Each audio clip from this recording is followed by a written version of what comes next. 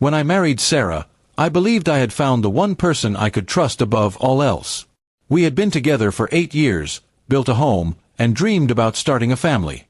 Our life seemed perfect from the outside, but I started noticing small cracks, whispered phone calls, sudden girls' nights out, and a constant need to keep her phone face down.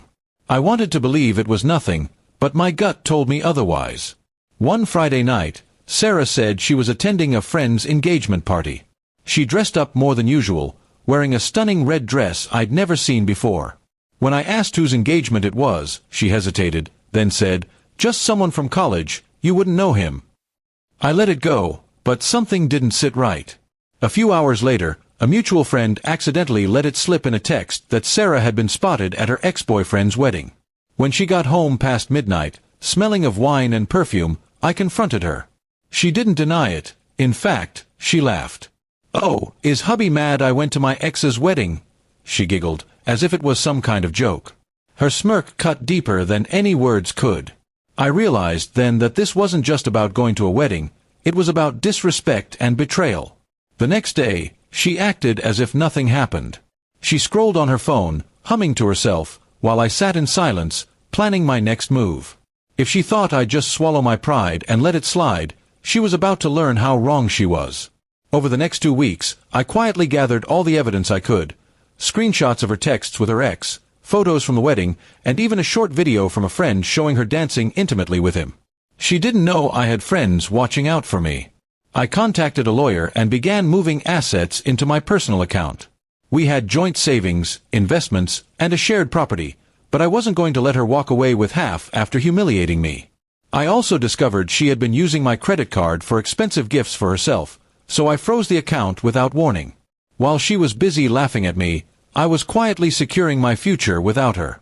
I also spoke to her parents, not in anger, but with cold facts. They were stunned, especially when I showed them the video. Her father, a man of strict morals, shook his head in disappointment. Finally, I told Sarah I was going on a short business trip. Instead, I packed up all my essentials, closed my part of the joint accounts, and had the locks changed on the house. My lawyer filed for divorce the same day I left. She didn't realize what had happened until she came home and couldn't get in. I left a simple note taped to the door, "Enjoy the memories. I'm done." No arguments, no begging, just silence. The text started flooding in within hours, first confusion, then anger, then desperation. She accused me of being childish, but I didn't respond. I blocked her number and email, cut her off on social media, and even changed my work contact details. A few days later, mutual friends told me she was telling everyone I had overreacted to her attending an ex's wedding.